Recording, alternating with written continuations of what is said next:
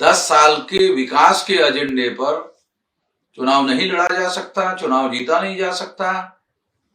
इसलिए राम मंदिर का सहारा लेने का निर्णय लिया गया। इसी के तहत राम मंदिर बनाने का, राम मंदिर के उद्घाटन का, जो मंदिर अभी बनाए नहीं है, मंदिर बनने के लिए और 2-4 साल लग जाएंगे। अभी मंदिर बना नहीं है, आधे अधूरे मंदिर का ही उद्घाटन करने का कार्यक्रम करने के पीछे क्या तर्क हो सकता है? जो डिप्टी सीएम है मौर्य, उसको आरएसएस भाजपा के लोगों ने पिछले चुनाव में, विधानसभा के चुनाव में ओबीसी के वोट हासिल करने के लिए मुख्यमंत्री पद का चेहरा बनाया था। आरएसएस भाजपा ने राम मंदिर मुद्दे का जिस तरीके से राजनीतिकरण करना शुरू कर दिया है, उससे ये बात सिद्ध हो रही है कि 2024 का चुनाव आरएसएस भाजपा को जीतना संभव नहीं लग रहा है। खासतौर पर तब जब इंडिया गठबंधन ने अपना गठबंधन बनाया, उसके बाद से आरएसएस भाजपा इस चिंता में पड़ी हुई है कि शायद उनको ये चुनाव जीतना संभव नहीं होगा। इसलिए चुनाव जीतने के मकसद से राम मंदिर मुद्दे का आरएसएस भाजपा राजनीतिकरण करने के काम में लगी हुई है।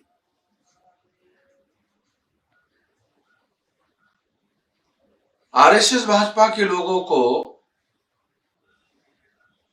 ऐसा लगता है कि चुनाव जीतने के लिए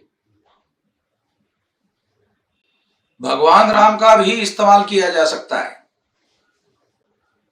आरएसएस भाजपा के लोग राम को भगवान मानते हैं।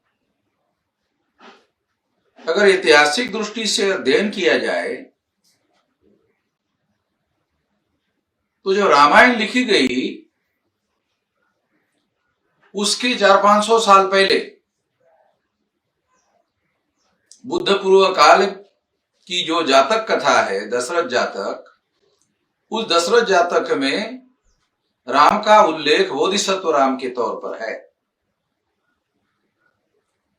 जब पुष्यमित्र शुंग के द्वारा सम्राट बृहदत्त मौर्य की हत्या कर दी गई और हत्या करने के बाद ये रामायण लिखी गई है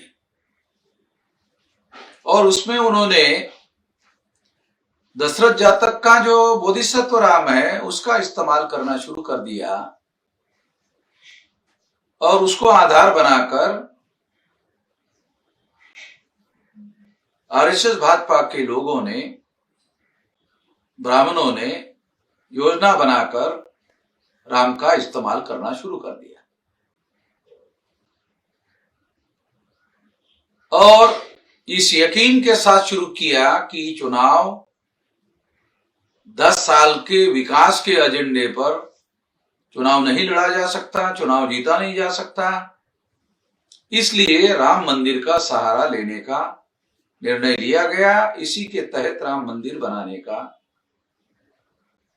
राम मंदिर के उद्घाटन का, जो मंदिर अभी बनाए नहीं है, मंदिर बनने के लिए और 2-4 साल लग जाएंगे। अभी मंदिर बना नहीं है, आधे अधूरे मंदिर का ही उद्घाटन करने का कार्यक्रम करने के पीछे क्या तर्क हो सकता है?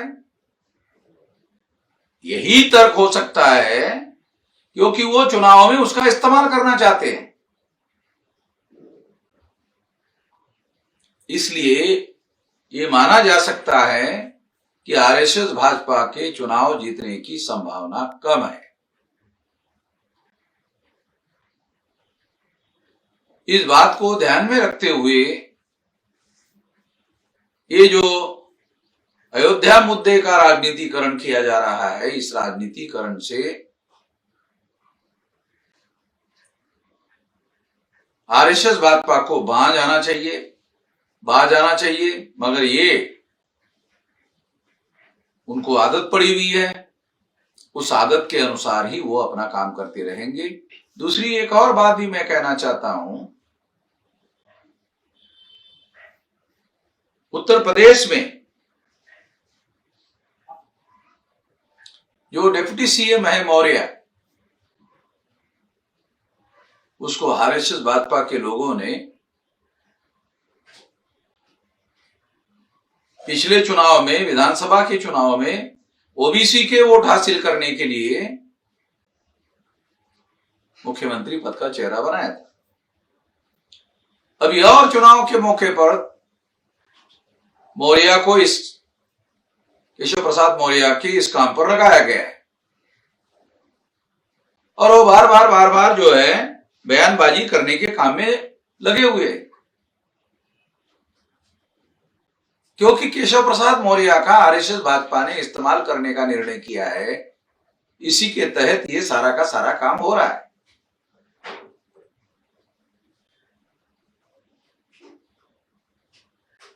केशव प्रसाद मौर्य को निश्चित रूप से इस बात की समझ है, ऐसा हमें नहीं लगता कि जसरत जातक में जो बोधिसत्व राम है, उसके नाम पर सम्राट बृहदत्त मौर्य की हत्या करने के लिए जिन लोगों का उन्होंने इस्तेमाल किया, जिन ब्राह्मणों का इस्तेमाल किया, केशव प्रसाद मौर्य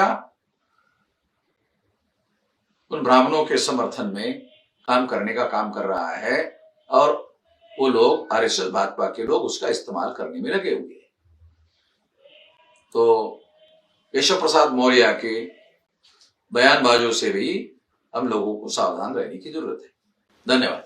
नेशनल दस्तक की आपसे गुजारिश है कि अगर इसको बचाना चाहते हैं तो नेशनल दस्तक को सब्सक्राइब करने के लिए रेड कलर के सब्सक्राइब बटन को दबाएं, फिर बेल आइकन की घंटी दबाएं। नेशनल दस्तक को बचाने के लिए बहुत जरूरी है कि हर खबर को शेयर करें, लाइक करें, कमेंट जरूर करें।